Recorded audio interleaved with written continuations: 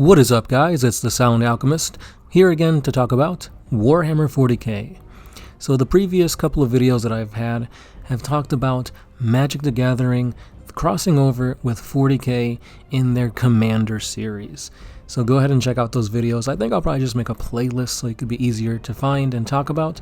But knowing that we have 40K themed Commander decks that are coming out, 4 to be specific, I can't wait to see what exactly we'll get. In my opinion, it'll probably be the 4 most popular races in 40K being brought to a Commander. So of course, it's going to be the Space Marines, the Orcs, the Tyranids, and Chaos Space Marines.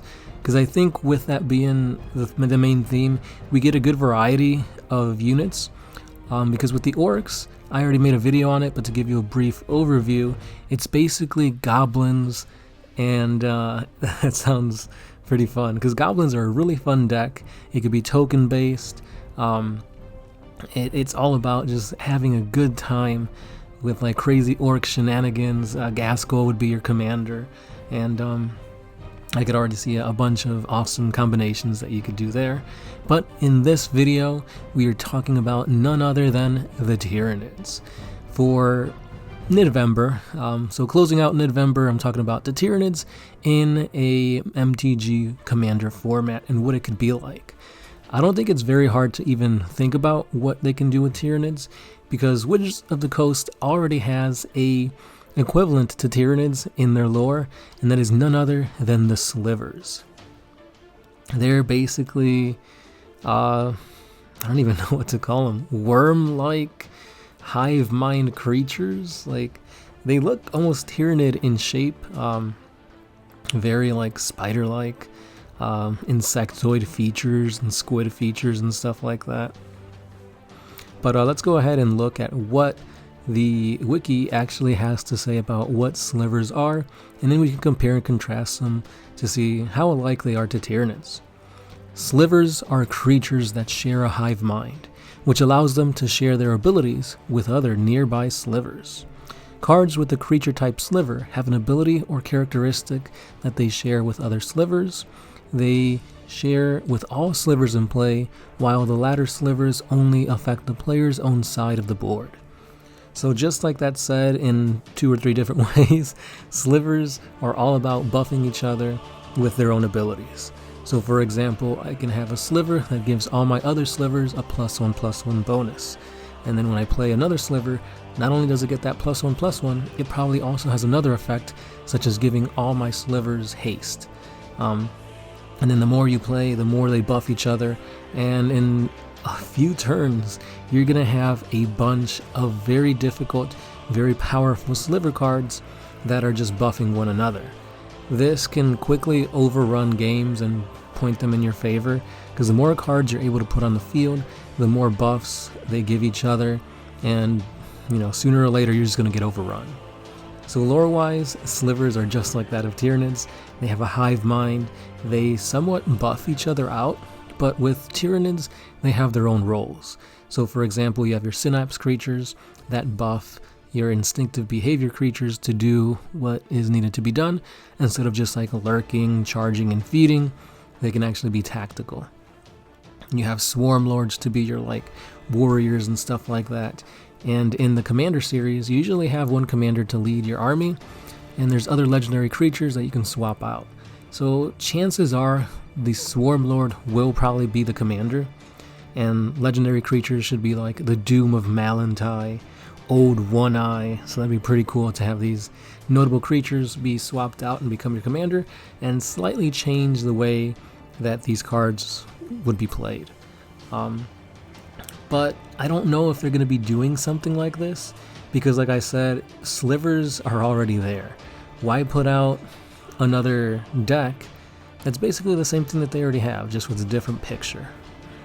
So again, I don't know if they'll be doing this, but if they do, slivers seem to be an easy bet and a sure way to make the Tyranids feel imposing and dangerous the more you have on the field, which is exactly how they work.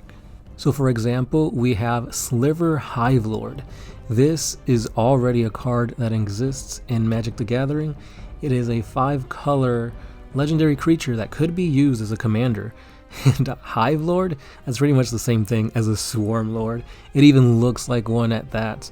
Probably a little bit closer to a Moloch because of the serpentine tail or whatnot. But for example, it does the exact same thing that you would want it to do. Make all your sliver creatures indestructible. Now we can also give them other abilities, such as the Sliver Swarm, where slivers' power and toughness are equal to the number of slivers on the field.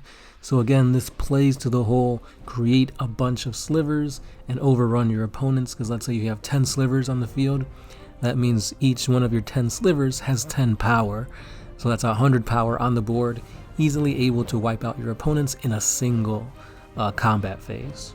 Now you could give them different types of boons and sorceries and stuff like that. It's like, for example, bone scythes. They're already a thing in 40k, and here you have a bone scythe sliver that gives all your slivers double strike, meaning they get to basically attack twice.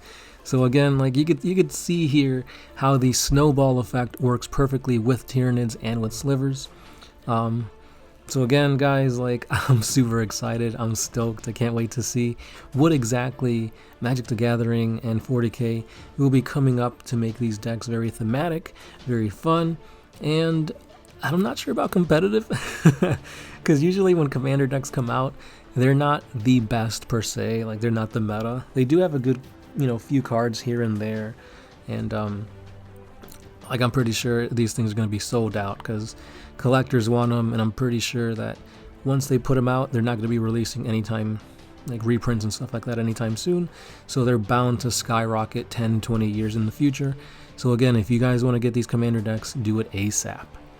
Now, going back to the previous video that I talked about what I believe the orcs were going to look like in these commander decks, you guys got a bunch of comments that kind of gave me ideas. So Mr. Kobsta had a bunch of awesome examples of Magic the Gathering cards for the orcs. So for example, he said Commander Orcs, or Commando Orcs, which would have First Strike, Vigilance, and be 2/2s. So that makes sense because Commandos are sneaky, so for them to have First Strike and Vigilance, meaning they don't tap when they do attack, works. But also maybe you could give them like Mountain Walk or Forest Walk, or if your opponent has a mountain or a forest, they can't be blocked. So that also plays into them being sneaky. He has the infamous Orc Stompa, be an 8/8 Annihilator 1 Trample. That works really good. I think it'd be best if it was an artifact creature, or maybe an artifact vehicle where you'd have to tap some orcs to be able to use this monstrosity of a machine against your opponent. You could have Beasts, Naga, Mad Dogs, who enter the battlefield with an ability called Sacrifice X Grots, and then you create a 3/3 squig with lifelink for each Grot sacrificed this way. So that's really cool, because it plays with the whole, like, orcs don't give a damn about squigs, Gretchen, Grots, or each other. So it's like you kill them to make room for the bigger, badder orcs. And lastly, he has Mordaka, that deals 1 damage to all creatures an opponent controls, and until the end of the turn, all orcs and grots get double strike. That's really good, really strong. I could easily see this being implemented into the game, and it's fun. He's got a ton more examples, but I'll end it with a Bomb Squig, a 1/1 with a tap ability where you sacrifice the Bomb Squid to destroy target blocking creature. Really great, really thematic. You're hitting a lot of these cards on the nose. Like, I could already picture myself playing against Gershwin with these tactics, and it's just going to be a blast. So again, guys, let me know what you think about this crossover. Will you be getting it? And let me know in the comments how you feel that these Sliver/Tyranid decks will play. Thanks for watching, guys. I'll see you in the next one where I'll talk about Chaos Space Marines and Space Marines, but honestly, I don't want to see a Space Marine deck. I want to see an Imperium deck. So I'll go over that in the next one. Thanks for listening. Thanks for watching. This is the Sound Alchemist, part of One Mind Syndicate, and I'll see you then.